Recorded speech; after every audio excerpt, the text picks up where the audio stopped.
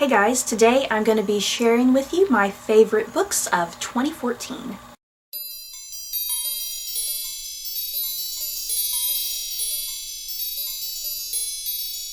I have split this video into two categories. The first set of books are going to be books that I read throughout 2014 that were totally new to me, that were not even published in 2014. And then the second category of books are books that were literally published in 2014 that I purchased this year. So let's get going. I'm not going to go into a lot of lengthy detail or else this video will be really long, so I'm just going to give you a very quick idea of what I felt about these books. So starting with books that were new to me that I read in 2014. At number 10 is The Princess Bride by William Goldman. This is a book that I have been dying to read for quite a few years now, especially after I watched the fantastic movie. And I don't think I was disappointed with this book one bit. I was surprised what a great adaptation the movie was from this book. What you get in the movie is what you get exactly in this book, and that's what I really enjoyed about this book. At number 9, I have Cinder and Scarlet from Marissa Meyer, which is books 1 and 2 in the Lunar Chronicles. I am a sucker for really good fairy tale retellings, and these did not disappoint whatsoever.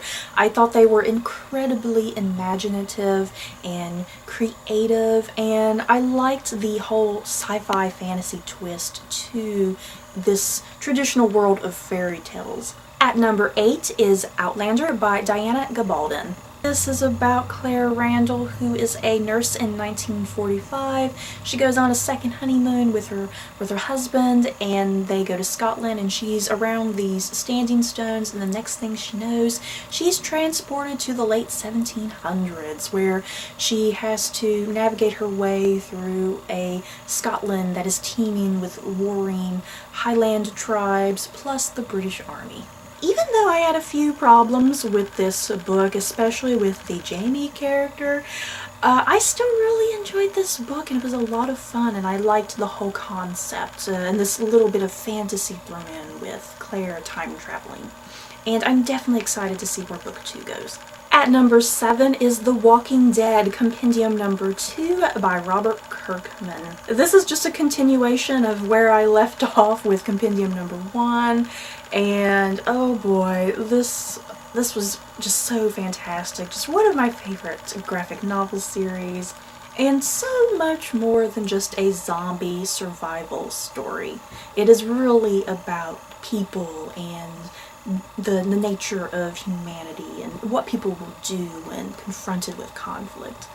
At number 6 is Journey into Mystery by Kieran Gillen, volumes 1 and 2, and this is a graphic novel series that features Kid Loki. If you saw my review for these two books, you will know that I freaking loved them, and I freaking loved Kid Loki. He was just so fun, and what a little prankster.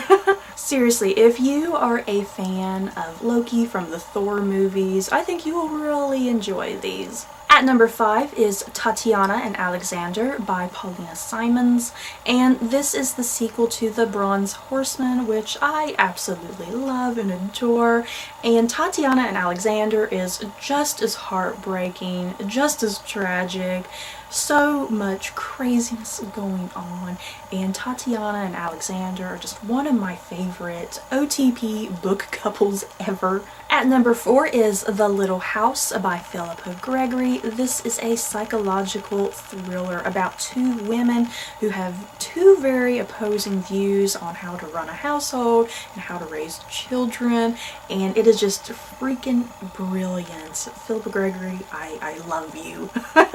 Philippa Gregory, she mostly nowadays writes historical fiction, and this is a book that she wrote early on, I think, in her career, and this is more of a contemporary book. So if you're interested to see how Philippa Gregory writes more contemporary literature, and I highly recommend checking this out. At number 3 is Gone Girl by Gillian Flynn, and this is about Nick and Amy Dunn, One day, Nick wakes up, his wife Amy has gone missing, and he is immediately charged as being possibly a murderer. Such an intense book, one of the most manipulative books I have ever read, and I enjoyed it immensely from start to finish.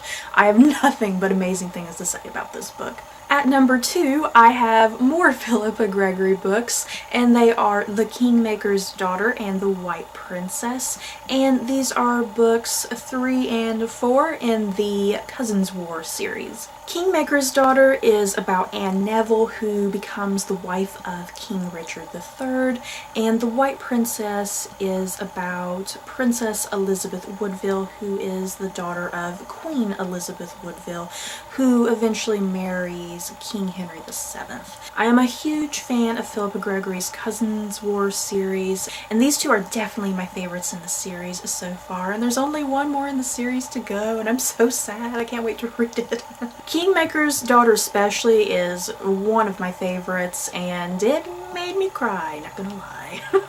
And at number 1 for my favorite new to me books of 2014 are the first 3 books in A Song of Ice and Fire series by George R.R. Martin, being A Game of Thrones, A Clash of Kings, and A Storm of Swords. I finally got around to starting this series pretty much way back in January, and I freaking love them, you guys. One of the best fantasy series I've read. George R.R. Martin's world of Westeros is just so intriguing. There's all sorts of political intrigue and chaos and characters up to all sorts of craziness. And it's just a really detailed world, and I feel like if I asked George R. R. Martin a question about this world, he would know everything there was to know. So now I'm going to move into my favorite books that were published in 2014. At number 10 is The Winter Guest by Pam Jenoff, and this is a historical fiction book that takes place in Poland during World War II, and it's about 2 twin sisters who have to take care of their younger siblings, and in the middle of all this comes in an American paratrooper who is stranded. In my review of this book, I said that this book is kind of cliche and not really original, but this was still very, very good, and I had a lot of fun reading it, and just a lot of tragedy to it. At number 9 is Odins Ravens by K.L. Armstrong and M.A. Marr, and this is book 2 in the Blackwell Pages series. And this is very much like the Percy Jackson series. This is kind of a retelling of Norse mythology taking place in modern day society, and it involves all these kids who are descendants of the Norse gods. So fun and very cute, and I love how mythology is interweaved into the story, and book 3 is coming out later this year, and I'm excited to finish the trilogy.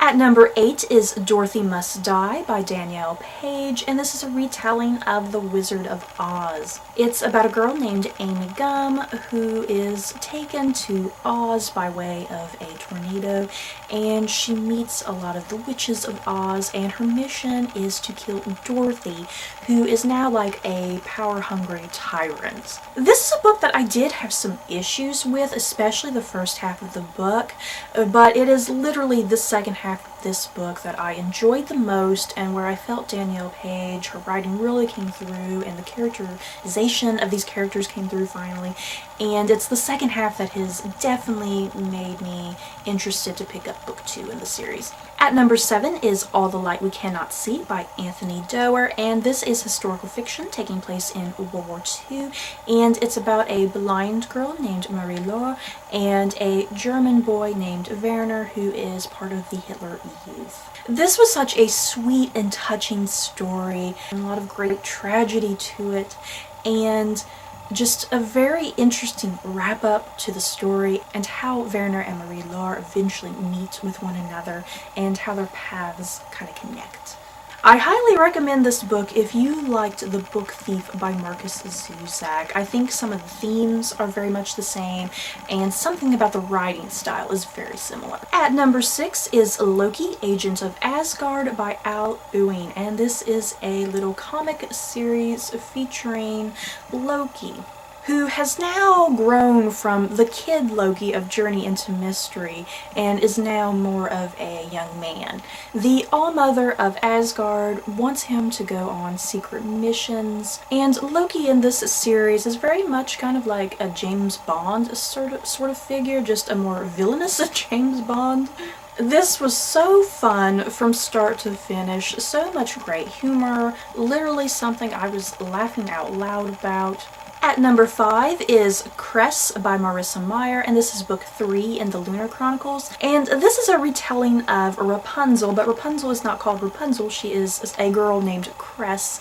And Cress is like out in space somewhere on this space shuttle of some sort. The characters from the previous 2 books have to go and rescue her, and some stuff happens and she winds up with Carswell Thorne. Such a cute book. I loved it from start to finish. Probably my favorite in the series so far, but I guess we'll see when winter comes out.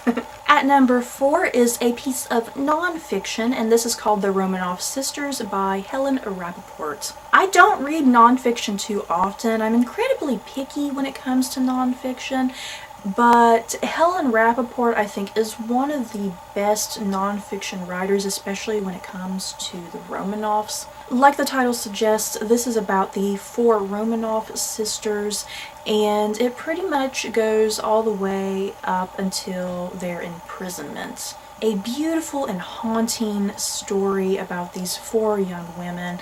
Helen Rappaport really gives them voices, and she seeks to kind of demystify these women, and she presents them just like any other set of women. And all of the Romanov sisters, they had dreams and ideas, and that's what makes them so fascinating in this book. At number 3 is The Queen of the Tearling by Erica Johansson, and this is a fantasy book that is about Kelsey Raleigh Glenn, who on her 16th birthday, she is whisked away back to the Tearling, and she discovers that she is the new queen. So this is about her and her trying to establish her rule in the Tearling. Such an intriguing story. I had my doubts about it at first, but I thoroughly enjoyed it by the end and certainly cannot wait for the next book in the series. At number 2 is Zarina by J. Nell Patrick, and this is historical fiction taking place during the Russian Revolution, and it's about Natalia, who has set herself up to be the next Zarina of Russia. But when the revolution occurs, Natalia and Alexei are separated, and she finds herself on the run with her friend and a Red Army soldier. And with Natalia is a magical Fabergé egg that has the power to restore the Romanov monarchy. I freaking loved this book, you guys. I am very particular when it comes to YA historical fiction, but this did not disappoint whatsoever, and I was just absolutely blown away, and the writing is so gorgeous. And at number 1 is Elias Hook by Lisa Jensen, and this is a retelling of Peter Pan. But the roles of Captain Hook and Peter Pan are reversed. Captain Hook is the protagonist, and Peter Pan is the antagonist. Such a stunning book, and this is how a Peter Pan retelling should be told. It perfectly captures the magic of J.M. Barrie's Neverland. And I really loved how the roles of Captain Hook and Peter Pan were switched. It was just so brilliant, and Captain Hook is someone that you root for all the way. So that is it for my best of 2014 in books. In the comments below, what books did you guys really love this year? If you have made a video with your favorite books, then feel free to send it my way, because I will be glad to watch it. So that's it for this video. I hope you guys enjoyed. Don't forget to like, comment, and subscribe. And if you liked this video, you may like these other videos. Bye guys.